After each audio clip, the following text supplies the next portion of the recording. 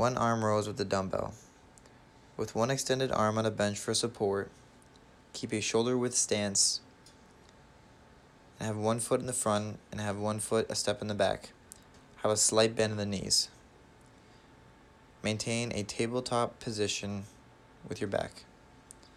On the concentric phase, retract your scapula, and on the eccentric phase, protract your scapula.